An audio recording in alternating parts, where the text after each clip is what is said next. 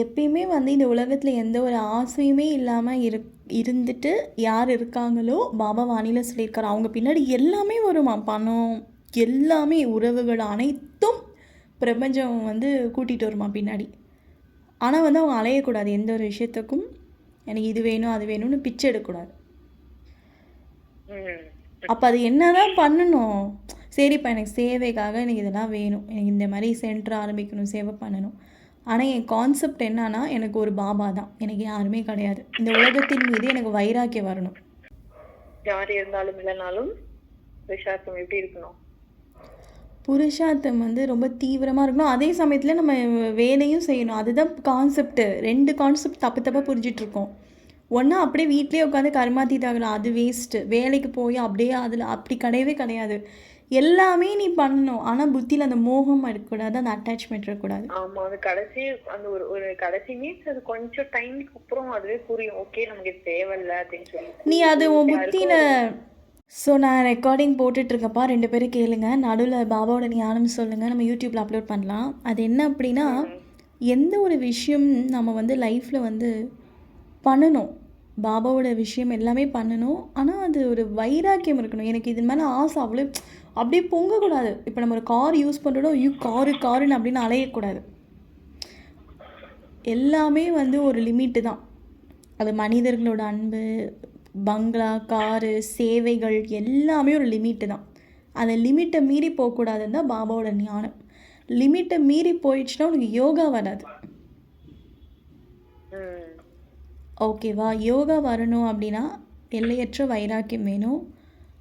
அது என்ன பண்ணணும் அப்படின்னா, ஒரு பாபாவை தவிர எனக்கு எதுவுமே இருக்கக்கூடாதுன்னு யோகா பண்ணணும். ஆனால் மாயா அப்படி விடாது, உனக்கு எல்லாத்தையும் எடுத்துகிட்டு வந்து கொடுக்கும். இதை பண்ணு அதை இல்லை, நம்ம வந்து அதில் இருக்கக்கூடிய விஷயங்கள்லேருந்து நம்ம புத்தி யோகத்தை கட் பண்ணுறதுக்கு ஸ்பெஷலாக யோகா பண்ணணும். அப்படி இருந்தால் தான் ஃப்ரீடமாக இருக்க முடியும், மனசில் பாரம் இல்லாமல் இருக்கணும். எனக்கு ஒரு பாபா தான், பாபா என்னுடையவர். அப்புறம் இன்னொரு விஷயம், நான் வீட்டுக்கு போகணும், நான் சிவபாபாவை பார்க்கணும், சிவனோட அந்த ஊர்வலத்தில் நான் இருக்கக்கூடாது, அவரோட கண்ணின் மணியில் நான் போகணும், பாபா வந்து நான் பார்க்கணும், பாபாவை நான் வந்து மீட் பண்ணணும், நான் சொர்க்கத்துக்கு போகணுங்கிற அந்த போதையை அதிகரிச்சுக்கிட்டே இருக்கணும். இங்கே இருக்கிறது எதுவுமே நமக்கு பிடிக்கக்கூடாது. இது இப்போ ஒருத்தவங்க ரொம்ப சூப்பராக சேவை செய்கிறாங்க, ரொம்ப அழகாக இருக்காங்க பார்க்குறதுக்கு பாபா குழந்தைங்கன்னா, இவங்க வாய்ஸ் ரொம்ப நல்லா இருக்குன்னா அது கூட ஒரு மாயா தான். அதையும் வைரசங்களின்னு வர பாபா, இட்ஸ் ஓகே இருக்கட்டும், அவங்க அப்படி இருக்காங்க, பாபா குழந்தை அதனால் அப்படி இருக்காங்க. ஏன் இவ்வளோ தேஜஸாக இருக்காங்க, பாபா குழந்தை. ஏன் இப்படி இருக்காங்க, நல்லா பேசுகிறாங்க, பாபா குழந்தை. பாபா போட்ட பிச்சை தானே. நான் சொல்கிறது கரெக்டு தானே சிஸ்டர்? அது பாபா சும்மா ஒரு எனக்காக இருக்கட்டும், உங்களுக்கு பாபா போட்டது தானே அது. அது பாபா போட்டது, பாபாவோட தானே அது. பாபா இந்தா வச்சுக்கோ அப்படின்னு ஒரு போட்டார், அவ்வளோதான். பாபாவோட தானே அது. ஒரு துகள் கூட நம்ம சொல்லலாம், அவ்வளோதான். அதுக்கு போய் அலையணும். அது ஏன் அது அதான் தாதிங்க பின்னாடி தீதிங்க பின்னாடி போய் நிறைய பேர் புத்தி யோகத்தை ஸ்ட்ரக் பண்ணிப்பாங்க. அது அப்படியே பண்ண அது வந்து சாமியார் கூட்டம் மாதிரி ஆகிடும்.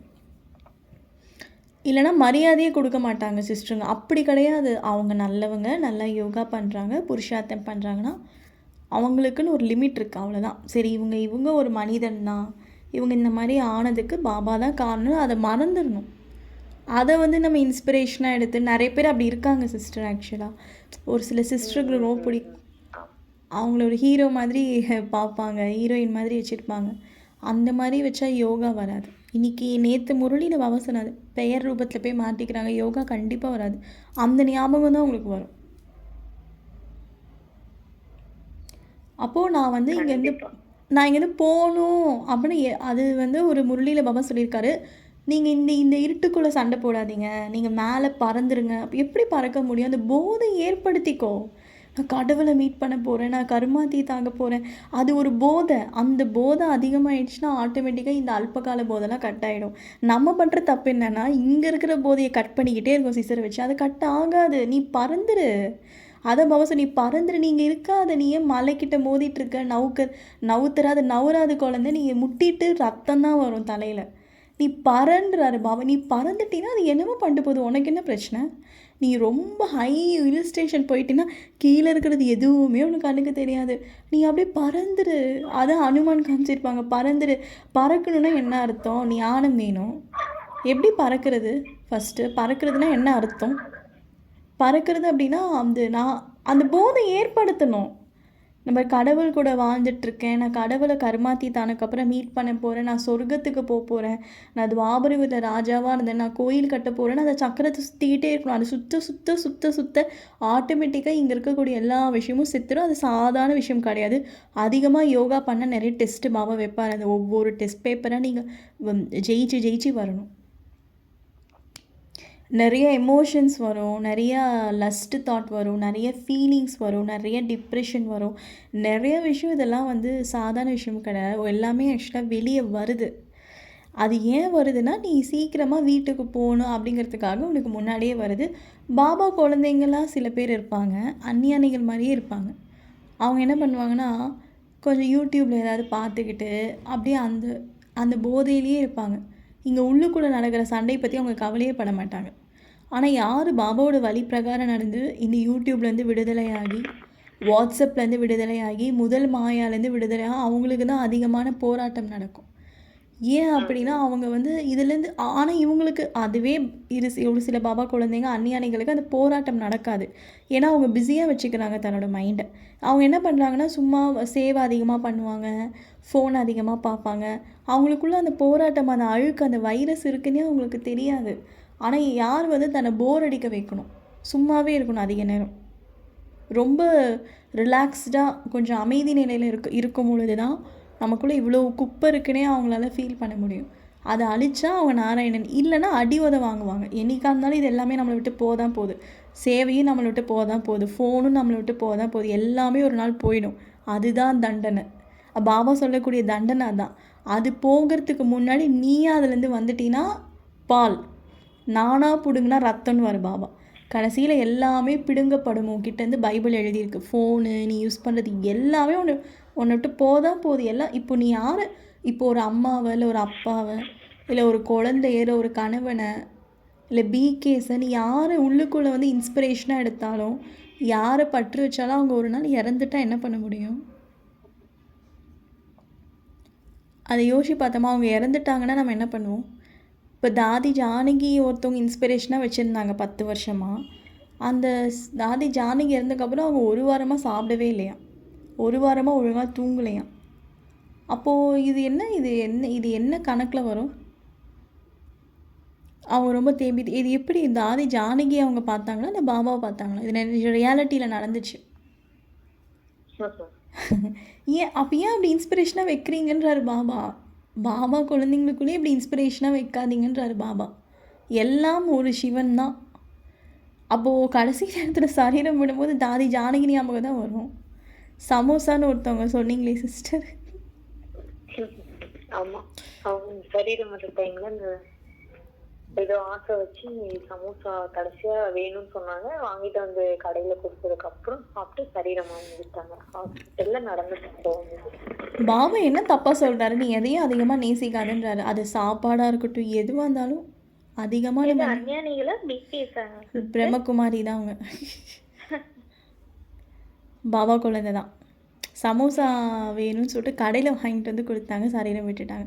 ஸோ அப்போ ஆசை இருந்தால் அப்புறம் அதாவது யோகா பண்ணுறது எதுக்கு சிஸ்டர் சொல்லுங்கள்? ருக்மணி சிஸ்டர் சொல்லுங்கள்.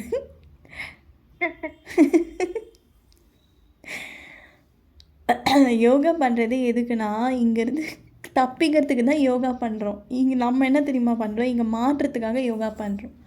அதாவது பாபா நீ எதையும் யூஸ் பண்ணாத அப்படின்னா சொல்லவே கிடையாது. மனிதர்களோட பேசு, வேலைக்கு போ, சேவை பண்ணு, ஃபோன் யூஸ் பண்ணு, வாட்ஸ்அப் யூஸ் பண்ணு, எல்லாமே பண்ணு குழந்தை. ஆனால் அதில் இருக்கிற அட்டாச்மெண்ட்டை மட்டும் எடுத்துருன்றாரு. அதை தான் சிவன் சொல்கிறாரு. அடிமையாக இருக்காத ஒரு விஷயத்துக்குன்றாரு. ஸோ பாபா குழந்தைங்க பாட்டெல்லாம் கேட்கலாமான்னு கேட்பாங்க. நீ பாட்டு கேளு, தப்பு கிடையாது. பாபாவோட நினைவுலேருந்து பாட்டு கேளு, பாபாவை மனசில் வச்சுட்டு பாட்டு கேளு. ஆனால் அந்த பாட்டுக்கு நீ அடிமை ஆகாதன்னு தான் பாபா சொல்கிறாரு. சேவை பண்ணு, ஆனால் அந்த சேவைக்கு நீ அடிமை ஆகாத. பாபா சேவைக்கு நீ அடிமை ஆகாத. ஃப்ரெண்ட்ஸ் வச்சுக்கோ பாபா குழந்தைங்க, அந்த ஃப்ரெண்ட்ஷிப்புக்கு நீ அடிமை ஆகாதன்றாரு பாபா. குடும்பத்தில் இரு, அந்த குடும்பத்தின் மீது நீ அடிமையாகாத. எதுலேயுமே நீ அடிமைத்தனமாக ஆகாத குழந்தை. அப்போ என்ன பண்ணணும்? இதை விட நீ வேறு ஒன்று உன் மனசில் நீ வந்து சிந்தனை பண்ணணும். அதான் சிவ பாபா. அவரை அதிகமாக நேசிக்கணும். எனக்கு ஒரு பாபா தான் அப்படின்னு இருக்கும் பொழுது உனக்கு எல்லாமே கிடச்சிக்கிட்டே இருக்கும். அப்படியே நம்ம லைஃப்பில் கிடைக்காதது எதுவுமே இல்லை, எல்லாமே கிடச்சிட்டே இருக்கும். வாய்ப்புகள், சேவைகள், முன்னேற்றம், பணம், உறவுகள், எவ்ரிதிங் வந்துக்கிட்டே இருக்கும் சுரங்கமாக. எப்போவும் பாபா எனக்கு முக்கியம் இல்லை, எனக்கு இந்த இதுதான் முக்கியம்னு போயிட்டிங்கன்னா ஒவ்வொன்றா கட்டாக ஆரம்பிச்சிடும். அதுதான் பாபா சொல்கிறாரு. இங்கே இருக்கிறது எல்லாத்தையும் நீ பண்ணு, ஆனால் அந்த அட்டாச்மெண்ட் வேண்டாம் அப்படிங்கிறாரு பாபா. அது இருந்தால் உனக்கு துக்கம். நாளைக்கு அது இருந்தாலும் இல்லைனாலும் நீ சந்தோஷமாக இருக்கணும்னா அட்டாச்மெண்ட் இருக்கக்கூடாது. ஜஸ்ட் யூஸ் பண்ணிட்டு போயிட்டே இருக்கணும், அவ்வளோதான். இப்போ நீங்கள் ஃப்ளைட்டில் போகிறீங்க, அந்த உணர்வே உங்களுக்கு இருக்கக்கூடாது. நான் ஃப்ளைட்டில் போகிறேன், நான் ஒரு வீட்டில் உட்காந்துட்டு இருக்கிற உணர்வு தான் உங்களுக்கு இருக்கணும். அதை நீங்கள் சுவைச்சிட்டிங்கன்னா நாளைக்கு அந்த ஃப்ளைட் இல்லைன்னா நீங்கள் ரொம்ப கஷ்டப்படுவீங்க. பெயர் புகழுக்கு அடிமையாக இருக்கீங்க, அதுக்கு நாளைக்கு பெயர் புகழ் உங்களுக்கு கிடைக்கல அப்படின்னா அப்போ உங்களுக்கு துக்கம் வரும். இப்போ நீங்கள் ஒரு மனிதரோட பேசுகிறீங்க, அந்த மனிதன் நாளைக்கு உங்கள் கூட இல்லைன்னா அப்போ உங்களுக்கு ஒரு துக்கம் கிடைக்கும் பாருங்கள். அதுதான் தண்டனை. அதுதான் மாயாவின் மிகப்பெரிய தண்டனை. மாயோட கேமே அதுதான். அல்பகால சுகத்தை கொடுத்துட்டு நமக்கு தண்டனை கொடுக்க ரெடியாக மாயா காத்துட்ருக்கு. ஆனால் சிவபாபா என்ன சொல்கிறாருன்னா, குழந்தை நீ அந்த தண்டனையை அனுபவிக்கூடாதுன்னா என்ன அர்த்தம்? இப்போ நீ ஒரு மனிதனை ரொம்ப நேசிக்கிறீங்க, அவங்களோட சேர்ந்து நல்லா ஜாலியாக உங்கள் வீட்டில் பிகேவோ நான் பிகேவோ 2 வருஷம் நல்லா இருக்கீங்க, 3ஆவது வருஷம் அவங்க சரீரம் விட்டுட்டாங்க. அப்போது அந்த 2 வருஷம் நீங்கள் எவ்வளோ சந்தோஷமாக அட்டாச்மெண்ட்டோடு இருந்துட்டீங்கன்னு வச்சுக்கோங்க. அந்த 3ஆவது வருஷம் நீங்கள் அந்த அட்டாச்மெண்ட்டுனால உங்களுக்கு தண்டனை கிடைக்கும். அவங்க இல்லாதது உங்கள் மனசில் டிப்ரெஷன் ஆகி நிறைய பேர் மென்டலாகவே ஆகிடுவாங்க. அப்போ பாபா என்ன சொல்கிறது? அட்டாச்மெண்ட் வேண்டாம் குழந்தை. அப்போது அது பழகும் போதே இது என்னுடையது இல்லை, பாபாவுடையது. இது இருந்தாலும் இல்லைனாலும் நான் சந்தோஷமாக தான் இருப்பேன். எனக்கு நான் மட்டும்தான். Self love is important. பாபா என் கூட இருக்காரு, அப்போ எனக்கு ஒரு பாபா தான் அப்படின்னு அந்த ப்ராக்டிஸ் பண்ணணும். அப்போ என்ன பண்ணணும்? போதை நான் கர்மாதி தாங்க போகிறேன், நான் சரீரம் விட போகிறேன், நான் சீக்கிரமாக 16 கலை நிறவ போகிறேன், அதிகமாக சேவையில் பிஸியாக இருக்கணும். அதுக்குன்னு இந்த ஸ்தூலமான சேவையில் மனசாக சேவை. உலகத்தில் எல்லோரும் துடிச்சிட்ருக்காங்க. எல்லோரும் சீக்கிரமாக நம்ம விடுதலை செய்யணும், இந்த உலகம் அழியணும், இந்த உலகம் இருக்கக்கூடாது, இன்னும் கொஞ்ச நாள் கழிச்சு சொர்க்கம் வரணும், அந்த எண்ணத்தை உருவாக்கிக்கிட்டே இருக்கணும். எல்லோரும் கஷ்டப்படுறாங்க, எல்லாருமே பாவம் முக்தி அடையணும் அப்படிங்கிற அந்த எண்ணம் வரணும் நமக்கு அதிகமாக ஆழமாக.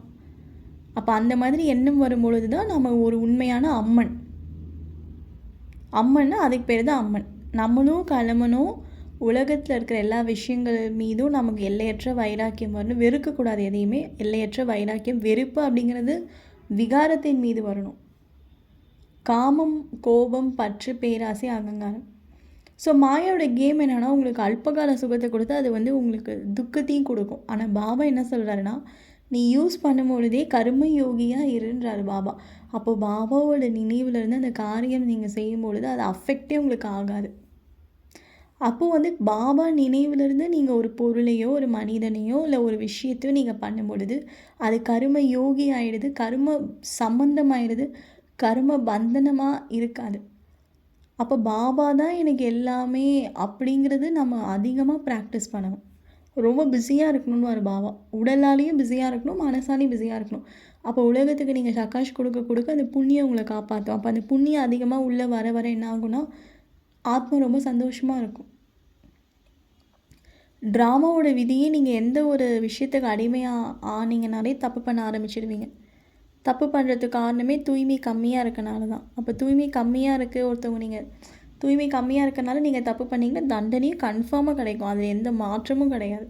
ஸோ நீங்கள் வந்து கண்ணால் தப்பு பண்ணுறீங்க, ஒரு விஷயம் நீங்கள் ரொம்ப இதுவாக பார்க்குறீங்க அப்படின்னா அதுக்குண்டான தண்டனை கிடைக்கும் கண்டிப்பாக.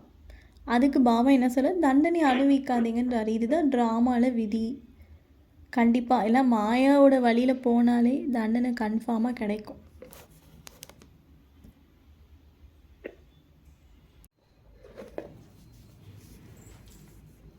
ஓம் சாந்தி. கேட்குறீங்களா சிஸ்டர் 2 பேரும்?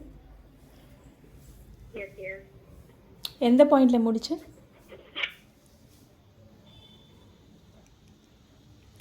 எந்த ஒரு விஷயத்துக்கும் எந்த பாயிண்டில் முடிச்சிங்க சிஸ்டர்? ஸோ அப்போ வந்து எந்த ஒரு விஷயத்துக்குமே அடிமையாக இருக்கக்கூடாது. அது ஆக்சுவலாக வந்து தூய்மையை வந்து இழந்தோம் அப்படின்னா கன்ஃபார்ம் தண்டனை கிடைக்கும். அது எப்படி கிடைக்குதுன்னே உங்களுக்கு தெரியாது. ஆனால் கண்டிப்பாக கிடைக்கும். நீங்கள் மனசளவில் தூய்மை இழந்துட்டீங்க அப்படின்னாலும் கிடைக்கும். அதுக்கு பாபா என்ன சொல்கிறாருன்னா, குழந்தை தூய்மையாக இரு குழந்தை அப்படின்றாரு. அதை எக்ஸ்பீரியன்ஸ் பண்ணி நீங்களே பார்த்துருப்பீங்க. அது இதனால தான் தண்டனை கிடைக்குதுன்னே உங்களுக்கு தெரியாது. தூய்மையாக இருக்கும் பொழுது எப்படி தெரியுமா இருக்கும், ரொம்ப ஜாலியாக இருக்கும், ரொம்ப சந்தோஷமாக இருப்போம், எதை பற்றியுமே கவலைப்பட மாட்டோம். அது ரொம்ப எக்ஸ்பீரியன்ஸ் நல்லாயிருக்கும். ஸோ அந்த உணர்தல் சக்தி பாபா கிட்ட கேட்கணும். பாபா நீங்கள் என் கூட இருக்கிறீங்க அப்படின்னா என்னால் உணர முடியல. பாபாட்ட பேசணும். ஒவ்வொரு விஷயமும் நம்ம போய் பேசணும். பாபா இந்த மாதிரி எனக்கு இந்த ஆசை இருக்குது, எனக்கு ஹெல்ப் பண்ணுங்கள், எனக்கு இது வேண்டாம், நீங்கள் தான் வேணும், ஆனால் எனக்கு இது மேலே ஆசை இருக்குது பாபா, என்னை எப்படியாவது இதுலேருந்து விடுதலை செஞ்சுடுங்க. ஒவ்வொரு விஷயமும் எனக்கு இது வேண்டாம், எனக்கு நீங்கள் தான் பாபா வேணும் அப்படி நம்ம சொல்லும்போது பாபா ஹெல்ப் பண்ணுவார். பாபா கூட பேசுகிறதுக்கே டைம் நமக்கு சரியாக இருக்கும். ஸோ அப்போ மற்ற விஷயம்லாம் யூஸ் பண்ணணும். ஆனால் எதுக்குமே அடிமையாக ஆகக்கூடாதுன்னா ஒரே கான்செப்ட், தூய்மை சக்தி அதிகமாக ஆத்மா எடுத்துக்கணும். அதிகமாக தூய்மை சக்தி ஆத்மா எடுத்துக்கிச்சுன்னா ஆட்டோமேட்டிக்காக எல்லா விஷயம் எல்லாத்துலேருந்து அந்த ஆத்மா முக்தி அடைஞ்சிடும். எல்லாமே அந்த ஆத்மாவுக்கு வந்து சுகமாக இருக்கும். ஒரு வீடியோவில் ஒரு பிரதர் சொன்னார், பஸ்ஸு வரும் 10:30 மணிக்கு பஸ்ஸுனா 10:15 to 10:30 வரைக்கும் ஒரு ஃப்ரெண்டு அவங்க பக்கத்தில் நின்று பேசிகிட்டு இருக்காங்க. அவன் என்ன தான் ஃப்ரெண்டு கூட பேசினாலும் பஸ்ஸு வருங்க அந்த எண்ணம் இருந்துக்கிட்டே இருக்கும் உள்ளுக்குள்ளே. மணி அவன் பார்த்துக்கிட்டே இருப்பான், எப்போ பஸ் வரும், 10:30 மணிக்கு பஸ்ஸு வரும். இல்லை ட்ரெயின் 11 மணி வச்சுக்கோங்க. அப்போது ட்ரெயின்லேருந்து பஸ்ஸு போச்சு, நான் ட்ரெயினுக்கு போகணும் ஊருக்கு அப்படின்னா அந்த முள்ளுக்குள்ளே ஆக்சுவலாக ஓடிட்டே இருக்கான். அவன் பேசிகிட்டு இருந்தாலும் பஸ்ஸில் தான் அவனுக்கு கவனம் இருக்கும். அந்த மாதிரி இங்கே நான் பேசிகிட்டு இருந்தாலும் பாபா என்னை கூப்பிடுவார், நான் மேலே போகணும், பறந்தாமல் போகணுங்கிற அந்த ஒரு கான்ஷியஸ் இருக்கணும். அது கான்ஷியஸ் இல்லாமையே நம்ம பேசிகிட்டு இருந்து பஸ்ஸு போயிடுமே. அந்த கான்ஷியஸ் இருக்குல்ல, 10:30 மணிக்கு பஸ்ஸு வரும், அதுக்கப்புறம் நான் ஒரு ட்ரெயின் பிடிச்சி போகணும், அப்போ முக்திக்கு போயிட்டு நான் ஜீவன் முக்தி போகணும், அந்த கான்செப்ட் இருக்கா? இல்லை இங்கே சேவை ஃப்ரெண்ட்ஸுன்னு இதிலே நம்ம மாட்டிகிட்ருக்கோமா? இது எல்லாமே என்ன ஒரு சுகம் கொடுக்கும், ரொம்ப கொடுக்காது, அவ்வளோதான். இது எல்லாமே எல்லாம் என்ன இருக்குது ஃபஸ்ட்டு இங்கே? இது எதுலேயுமே ஒரு திருப்தி இல்லை, ஒரு சந்தோஷம் இல்லை, ஒரு நிம்மதி இல்லை, எதுவுமே இல்லை. அது யார் சொல்கிறா? பெரிய பெரிய பணக்காரங்களே சொல்கிறாங்க. அதுவும் ஒரு 9 கேர்ள் ஃப்ரெண்டு ஒரு ஆத்மாவுக்கு இன்டர்வியூன்னு சொல்ல முடியாது, எனக்கு தெரிஞ்சவங்க ஒருத்தவங்க கூட சொல்லலாம், அது பெரிய ஒரு பாப்புலர் ஸ்டார்னே வச்சுக்கலாம். அவ்வளோ கேர்ள் ஃப்ரெண்ட்ஸ் இருந்தாங்க, இன்றைக்கி யாருமே இல்லாமல் தனிமரமாக நிற்கிறாங்க. கேட்டால் எனக்கு நிம்மதி இல்லைன்றாங்க. ஸோ காமத்தில் அதிகமாக போனவனுக்கும் நிம்மதி இல்லை, பணம் வச்சுருந்தவனும் நிம்மதி இல்லை, ஸோ லவ் பண்ணி கல்யாணம் பண்ணவங்களுக்கும் நிம்மதி இல்லை. எல்லாம் தெரியுது நமக்கும், இதில் ஒன்றுமே இல்லைன்றதை நம்ம ஃபஸ்ட்டு புரிய வைக்கணும் நம்ம ஆத்மாவுக்கு. அது சில எக்ஸாம்பிள்ஸ் நம்ம பார்க்கலாம், தப்பு ஒன்றும் கிடையாது. ஸோ இப்போ உலகம் அழிய போகுது, அது ஃபஸ்ட்டு நம்ம கவனம் வச்சுட்டு இனிமேல் ஸ்தூலமான சேவை மூலியமாக உலகத்துக்கு என்னால் ரீச் பண்ண முடியாத சிஸ்டர், அதுக்கு நிறைய பணம் வேணும். அப்போ என்ன பண்ணலாம்? பணம் இருந்தால் தான் சேவை பண்ண முடியுமா என்ன? அஃப்கோர்ஸ் பண்ணலாம், பட் மனசாக சேவ் பண்ணி நம்ம 108 போயிடலாம். ஸோ சீக்கிரமாக காலமணும், இன்னும் 11 வருஷம் தான் இருக்குது 2036. ஸோ உலகம் அழிகிற வரைக்கும் நம்ம வெயிட் பண்ணக்கூடாது. நம்மளோட target 2 years 3 years or 5 years தான் இருக்கணும். அதுக்குள்ளே நான் கருமாதி தாய் பாபா கூட போயிட்டு அப்படியே ஸ்ட்ரெயிட்டாக அட்வான்ஸ் பார்ட்டிக்கு சொர்க்கத்துக்கு போயிடணும், அவ்வளோதான். அதுக்கப்புறம் நம்ம எல்லாத்தையும் மறந்துடுவோம். அதுக்கப்புறம் 5000 வருஷம் கழிச்சு நம்ம ஞாபகம் வரும், அவ்வளோதான், ஒரே பாயிண்ட். ஸோ அதுக்கு நான் என்ன பண்ணணும், இங்கே இதை ஃபஸ்ட்டு நான் புரிய வைக்கணும். இங்கே என்ன இருக்குது? முதல்ல மனிதர்கள் யாருமே அழகு கிடையாது. ஓகே, அப்போ அந்த மாதிரி ஒரு அழகாக இருந்தாங்கன்னா அது பாபாவோட தேஜஸ், பாபாவோட பியூரிட்டி, அதனால அவங்க அழகாக இருக்காங்க. அதை முதல்ல நமக்கு கொண்டுட்டு வரணும். ஸோ மனிதர்களோட அன்பு கேவலமாயிடுச்சு. மனிதர்கள் யார் நமக்கு அன்பு காமிச்சாலும் துக்கத்தையும் சேர்த்தி கொடுத்துட்டு தான் போவாங்க.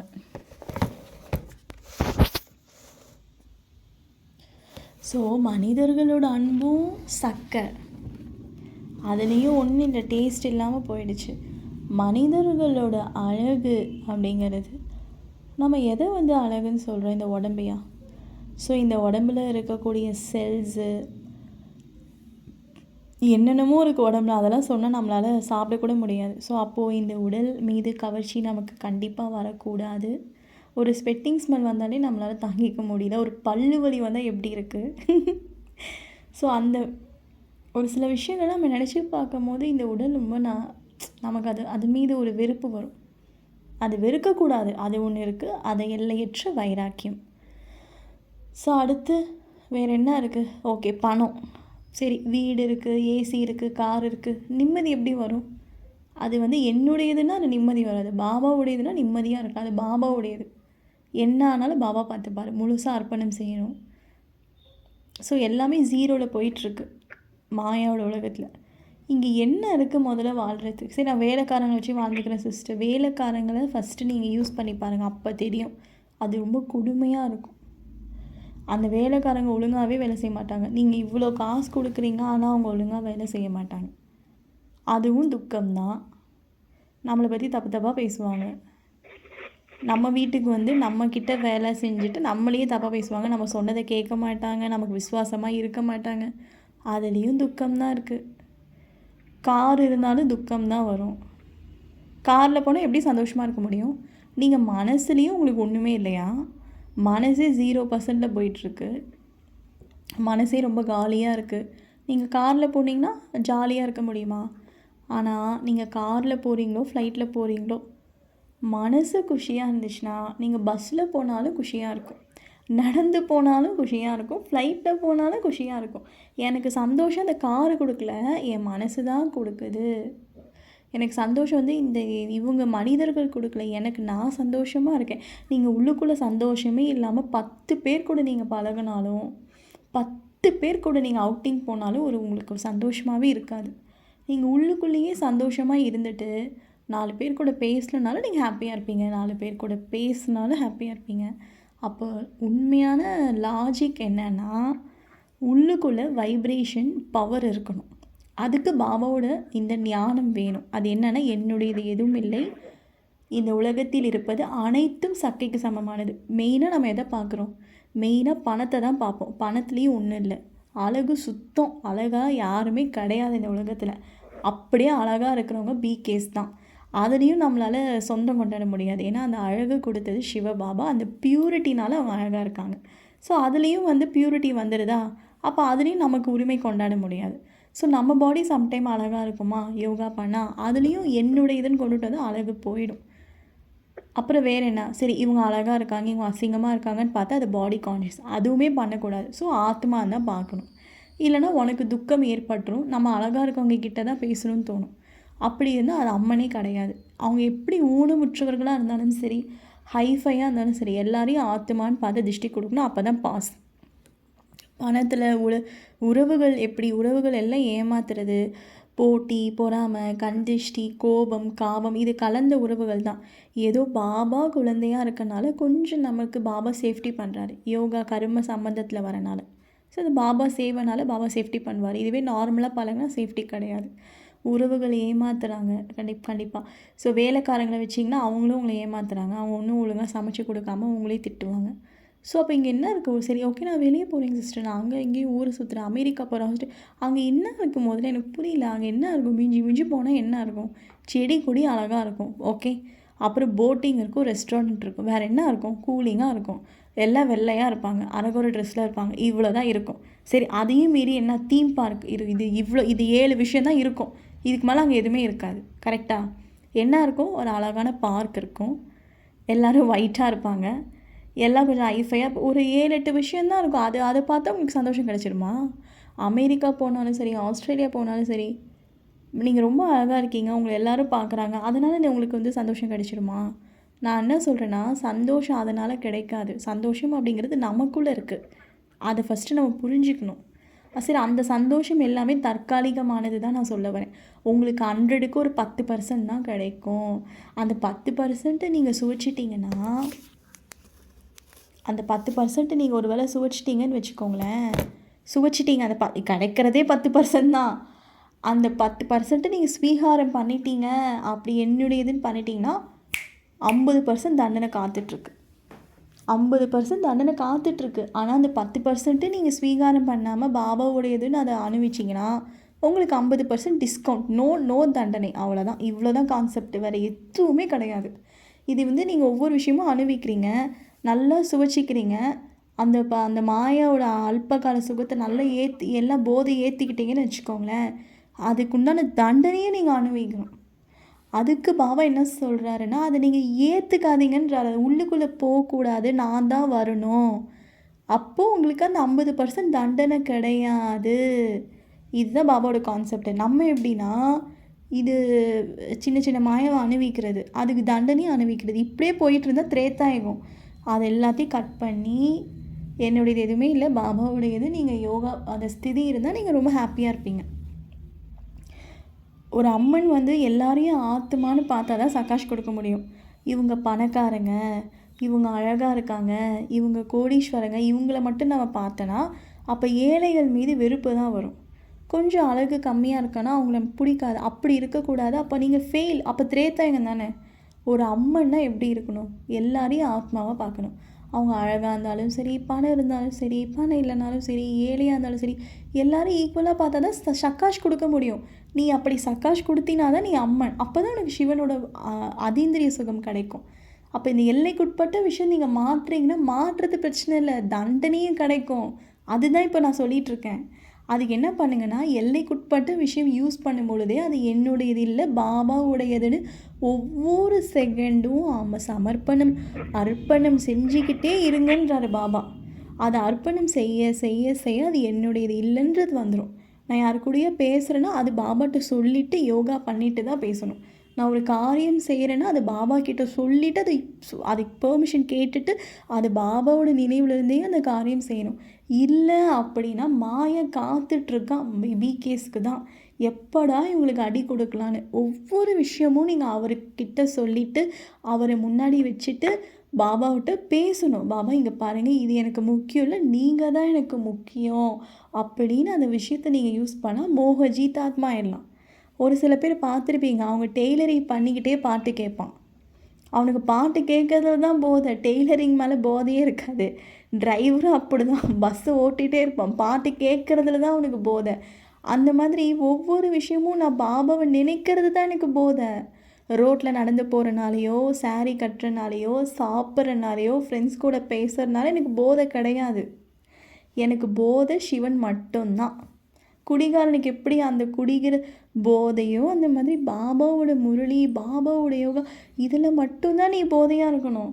அப்போ நீ ஏசி காரில் போ, பஸ்ஸில் போ, ஃப்ளைட்டில் போ, ஸ்பீச் கொடு, என்ன வேணால் பண்ணு, உனக்கு தான் அதில் மோகமே இல்லையே. ஸோ அந்த மோகம் இல்லாதனால உனக்கு தண்டனையும் கிடையாது. இல்லை கொஞ்சம் நீ சுவைச்சிட்டின்னா தண்டனை கன்ஃபார்ம், அவ்வளோதான்.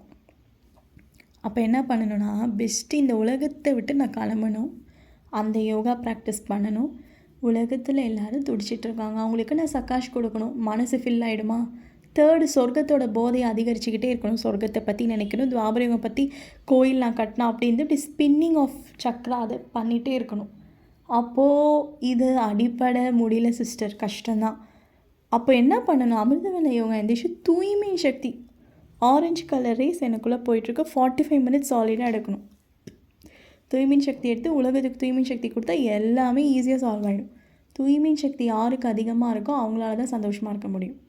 ஸோ இதுதான் கான்செப்ட். அப்போ என்ன பண்ணணும்னா, எனக்கு ஒரு பாபா தான் அப்படிங்கிறத தாண்டி ஃபஸ்ட்டு ப்ராக்டிஸே தூய்மை சக்தி.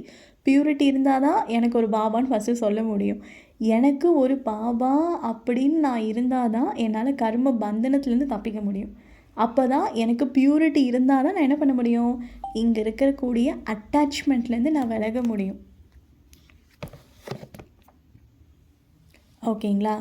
ஸோ எல்லா விஷயத்துலேருந்தும் நான் விடுதலை ஆகணும் அப்படின்னா எனக்கு ஒரு பாபா மட்டும்தான். ஓம் சாந்திப்பா. எனக்கு இன்றைக்கி ரொம்ப ஆர்வமாக இருந்தது. இந்த ஞானம் நான் கொஞ்சம் கொஞ்சம் அப்ளை பண்ணிகிட்ருக்கேன். ஸோ அதனால் நம்ம இந்த வகுப்பை முடிச்சுக்கலாம். ஓம் சாந்தி.